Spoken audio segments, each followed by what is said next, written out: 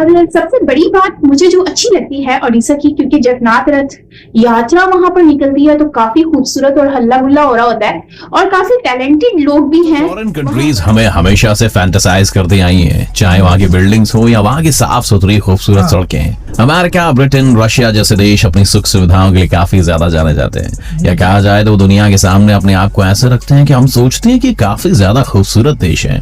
विदेशों की सरकारें जिस हिसाब से अपने देश के विकास पर काम कर रही हैं, ये देखते ही बनता है। लेकिन अगर हम आपसे कहें कि भारत में भी एक ऐसा शहर बन गया है जो लंदन और न्यूयॉर्क जैसे शहरों में मुकाबला दे रहा है, तो शायद आप हम पर यकीन ना करो।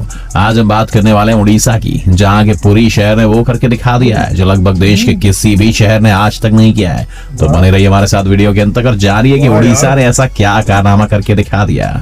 उड़ीसा का शहर पुरी, जिसे जगन्नाथपुरी के नाम से भी जाना जाता है, माना जाता है कि यहाँ भगवान विष्णु के स्वरूप जगन्नाथ, बलराम के स्वरूप बालाभद्रा और उनकी बहन सुभद्रा का जन्म हुआ था। और 12वीं शताब्दी में इस मंदिर को वहाँ के गंगा डायनेस्टी के राजा अनंतवरम ने रीबिल्ड करवाया था। जगन्नाथपुरी आध्यात्म की दृष्टि से एक बहुत बड़ा टूरिस्ट स्पॉट है और यहाँ हर साल करोड़ों की संख्या में लोग घूमने आते हैं। यहाँ के मंदिर में जगन्नाथ जी की यात्रा साल में एक बार जगन्नाथपुरी के मंदिर से निकाली जाती है और इसे देखने के लिए लगभग देश से लाखों लोग यहाँ आते हैं। जब इतने सारे लोगों को एक साथ इस शहर में आना होता है तो ड्रिंकेबल वाटर की समस्या बहुत बढ़ जाती है, जिस वजह से लोग बोतल बंद पानी पीने को मजबूर हो जाते हैं और इन बोतलों से काफी ज्यादा प्लास्टिक पोल्यूशन होता है। अब एक तरह से देखा जाए तो पूरी टूरिस्ट स्पॉट है और यहाँ लोग ऐसी गंदगी करें तो ये बात नवीन पटनायक जी को अच्छी नहीं लग रही थी। इसके साथ ही साथ पूरे शहर में पानी को लेकर कई सालों से समस्या बनी हुई थी। पूरे देश की तरह ये शहर भी पानी की समस्या से जूझ रहा था। इन्हीं सबको ध्यान में रखते हुए शहर में एक ऐसा प्रोजेक्ट चलाया गया जिसके तहत पूरे शहर से पानी पीने की समस्या ही खत्म हो गई, वो भी कुछ ही सालों में। आज इस शहर में 24 घंटे और 7 दिन टैप वाटर अवेलेबिलिटी, सीधे नल के पीने लायक पानी का इंतजाम घरों में करवा दिया गया है, जो आज हमारे देश में बड़े बड़े शहरों जैसे मुंबई, बेंगलुरु और दिल्ली में भी मुमकिन नहीं हो पाया है। भारत जैसा देश जहां पानी की एक एक बूंद के लिए गर्मियों के लगते ही लोग तरसना शुरू कर देते हैं, वहां ऐसा कर दिखाना नामुमकिन सा लगता है। उड़ीसा के मुख्यमंत्री नवीन पटनायक ने 26 जुलाई 2021 को यह काम सुजल योजना के तहत पूरा करके दिखाया। ये प्रोजेक्ट भी उन्हीं की सोच थी। अगर कंडीशन की बात करें तो आज भारत में लगभग 50 मिलियन लोगों के लिए सेफ, अफोर्डेबल, ड्रिंकेबल पानी अवेलेबल नहीं है, जो कि एक बहुत बड़ी समस्या है। लेकिन पूरी समस्या को दूर करते हुए पूरे देश की पहली सिटी हो गई है।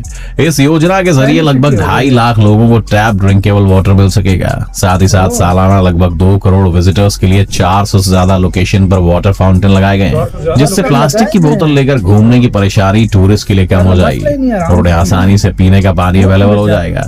इससे एक फायदा ये भी होगा कि प्लास्टिक बॉटल के कारण होने वाला प्लास्टिक पोल्यूशन भी बहुत कम हो जाएगा और ये पुरी को एक क्लीन सिटी बनाने में काफी ज्यादा मदद करेगी।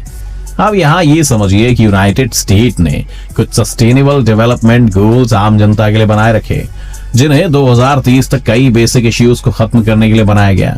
उसमें 6ठे नंबर पर जो गोल है वो है वाटर एंड सैनिटेशन अवेलेबिलिटी, जिस गोल को पूरी ने साल 2021 में ही टिक कर दिया है। हाँ, ये जानते हैं कि इस योजना की शुरुआत कब हुई। दरअसल इस प्रोजेक्ट की शुरुआत साल 2017 अक्टूबर में हुई थी और सिर्फ 2 साल में ये प्रोजेक्ट काफी बेहतरीन तरीके से कंप्लीट भी हो गया। साल 2018-19 में लगभग 76% हाउस होल्ड को उड़ीसा गवर्नमेंट वाटर सप्लाई करने में सफल हो गई थी, जबकि वहीं दूसरी तरफ देखें तो NSSO यानी नेशनल सैंपल सर्वे ऑफिस के 76वें राउंड में बताया गया कि आज भी इंडिया की अर्बन पॉपुलेशन है, उसमें से लगभग 40.9% हाउस होल्ड को पीने लायक पानी उपलब्ध नहीं कराया जा सका है। इस पूरे प्रोजेक्ट में लगभग 24 करोड़ का खर्च हुआ।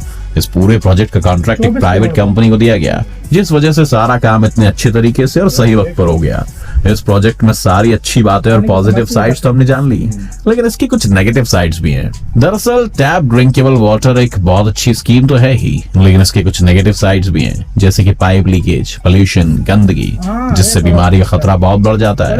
और इस पूरे प्रोसेस को मेंटेन करने के लिए रेगुलर वाटर क्वालिटी चेकिंग बहुत ज्यादा जरूरी है।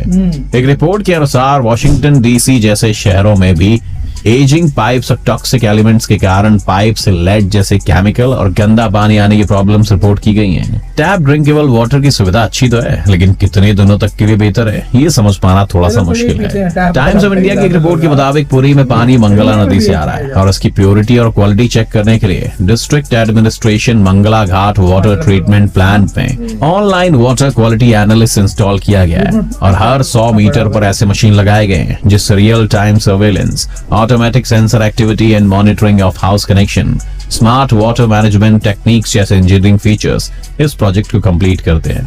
लेकिन जिस नदी का पानी अभी उड़ीसा इस्तेमाल में ले रहा है, अगर आगे भी वो सिर्फ उसी नदी पर डिपेंडेंट रहा तो इससे नदी के इकोसिस्टम पर बहुत इम्पैक्ट पड़ेगा, जो आगे के भविष्य के लिए अच्छी बात नहीं है। कहा जा रहा है कि ये प्रोजेक्ट कंप्लीट सक्सेस के बाद इसे ओडिशा के लगभग 17 शहरों में रेप्लिकेट किया जाएगा ताकि भुवनेश्वर जैसे शहरों में भी घर घर पीने का पानी पहुंचाया जा सके। माना जा रहा है कि इस पूरे प्रोजेक्ट में 900 करोड़ से ज्यादा खर्चा आएगा।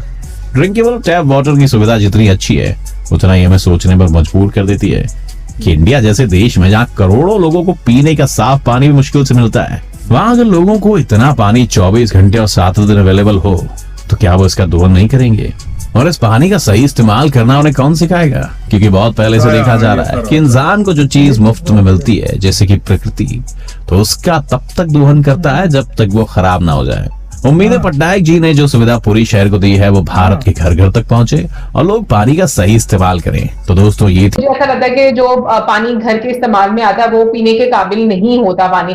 बट मुझे एक चीज समझ नहीं आती कि जब हम छोटे होते थे ना, उस टाइम पर जो पानी इस्तेमाल किया जाता था ना, तो वो ऐसे ही इस्तेमाल किया जाता था कि जैसे घर के नलकों में पानी आता है तो वो इस्तेमाल कर लिया जाता था। उसकी रीजन थी तब पाइप नहीं डले थे यार नहीं, उसके बाद अभी तक डले। हाँ, but उसके कि लोगों को इसराफ नहीं करना चाहिए। हमारे यहाँ गुनाह समझा जाता है पानी का इसराफ करना, यानी कि पानी को बिला वजह जाया करना, जितने का इस्तेमाल करना है उतने का करें, उससे ज्यादा को बहाए नहीं, फेंके नहीं। तो मैं यहाँ तक सारी बातें रिलेट कर रही थी। उन्होंने बोला कि उनके जो वहाँ के जो सीएम थे उन्होंने बहुत बड़ा कदम उठाया, फिर उन्होंने वहाँ के जो पूरी जो शहर है वहाँ पॉल्यूशन बहुत ज्यादा हो रहा था क्योंकि लोग आते थे, जगन्नाथ रथ निकलता था। हाँ, समुद्री एरिया में जो पानी की बहुत ज्यादा प्रॉब्लम होती है क्योंकि नमकीन पानी होता है तो उसके लिए फिल्टर करके बहुत प्रॉब्लम होता है।